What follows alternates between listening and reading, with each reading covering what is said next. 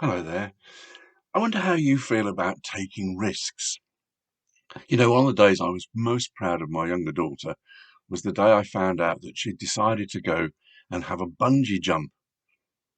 And she'd climbed up to the top of whatever it was she was in. She was somewhere in a different part of the world.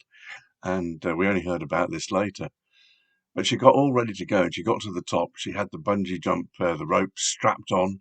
She was all ready to go. And then she wouldn't jump. And there was a queue forming up behind her, people wanting to do the same thing. And the guy would say, "Oh, go on, all you've got to do is take a jump." But after what I gathered from her seemed like a lifetime, but probably 30 seconds, maybe a minute, she decided she'd take the rope off and she'd walk back down. She was brave enough to take the risk of not doing the bungee jump. I thought that was pretty impressive. I've always been deeply impressed by that story, and a girl after my own heart. People used to ask me if I was frightened or aware of the risk when I used to travel with Tearfund. I'm blissfully unaware of danger, really. It was quite interesting. When I was I just met somebody the other week who reminded me of being in Peru, and he was reminding me of the occasion when we visited a cemetery. Now, you might think that's a slightly odd thing to do, we went to visit a cemetery where people who were the terrorists, the Shining Path guerrillas, had been killed and they were buried in the cemetery. And he wanted to show me the way in which they'd been sort of commemorated in the cemetery. Well, we got there. We walked up through a crowd of people up to the entrance of the cemetery. We went in. We looked at the boxes in the wall. That's how they buried people there. We saw the inscriptions that had been made. And when we got back to the minibus, he said, "Now, what I think would be a good idea is if you sit in the middle of the minibus, not next to the windows." And I thought about this, so we just did what we were told. I'm a very obedient person. When we got back to the hotel, I said, why did you ask to sit in the middle away from the windows?" He said, "Well, the driver had got wind of the fact that people were a bit concerned about you going to the cemetery and just thought it might be safer if you weren't too visible by the window." So I sort of pondered that. I think I knew what he meant, but it did sound a bit worrying. Similar trip to South America, Latin America. I was in Honduras, and I met a guy, went to his desk. He was in charge of the Biosphere Reserve. He had a very important job protecting this area of Honduras, rainforest area. And he showed me he had a bullet on his desk. I said, "You seem to have a bullet on your desk. Why is that?" He said, "I got sent that through the post the other day. Uh, I think it was probably a warning that I should be a bit careful about what I do to try and protect the rainforest." People take risks. Some people are aware of the risks that they're taking. I did a bit of research about risks. I've discovered that I've got a 1 in 10 million chance of being struck by lightning. Well, that's only if I go outside and there's a storm, I guess. The risk must be less if you don't. And then there's a 1 in 11 million chance of being killed in an air crash. But the odds of me becoming a saint, and some of you might be surprised I'm even thinking about it, but the odds of me becoming a saint are 20 million to 1.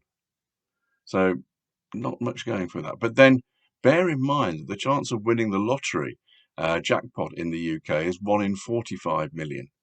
Now, my chances of doing that are even less because someone told me once that to win the lottery, you have to buy a ticket. I've never bought a ticket, so my chances are pretty remote, really. Stranger things have happened, but not that strange. There's a danger of dying from being left-handed and using a right-handed product incorrectly. The chance of that happening is 1 in 4.4 million. So I'm glad I'm right-handed. I've taken that one out of the equation. So there we go. There's different chances. Now, we're right in the middle of a pandemic. People are calculating risks in ways they never had to before. People are trying to work out whether it's safe to come to church on a Sunday. It's a difficult thing to work out, isn't it? I was chatting to somebody last week and they were convinced that people wearing masks in church puts people off because it frightens them. It reminds them that there's a risk if they come. And then there's other people who see people in church and there are people not wearing a mask and that puts them off and they don't want to come. Short of doing a massive survey, I can't really tell which is causing the most difficulty.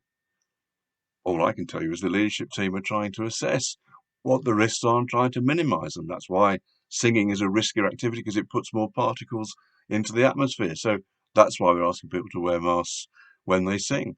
So these are all risks that we're calculating all the time. Well, I thought I'd find out if the Bible has anything to say about risk. And if you search and put risk into the search engine, not many times does it come up. It's not mentioned very often in the Bible. I did find in one version that the word risk came up in Ecclesiastes, and it came up in a surprising piece of investment advice. It says this: divide your investments among many places, for you do not know what risks might lie ahead. There we are. I have a feeling that paraphrase might have been written by somebody pretty used to investing. I'm not sure it would have come necessarily from the writer of Ecclesiastes in quite that way.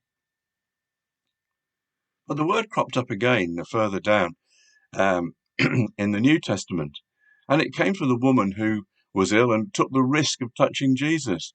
And this same version says, Jesus said to her, "Daughter, you took a risk of faith, and now you're healed and whole."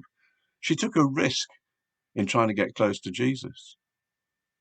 And it's worth asking, what sort of risks are we prepared to take in our faith as an individual and as a church?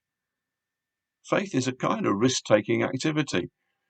I've preached often about the fact that actually our faith is based on reality. In that sense, it's not a risk. But trusting Jesus and where that might lead us to, that certainly seems like a risk. The end of Matthew, after Jesus has ascended into heaven, or just before, he ascended into heaven, it says this: the moment they saw Jesus, they worshipped him. Some, though, held back, not sure about worship, about risking themselves totally. That's another paraphrase. But I like the idea that the writer had the idea that worship was about risking themselves totally. If we really trust God, we'll take the risk.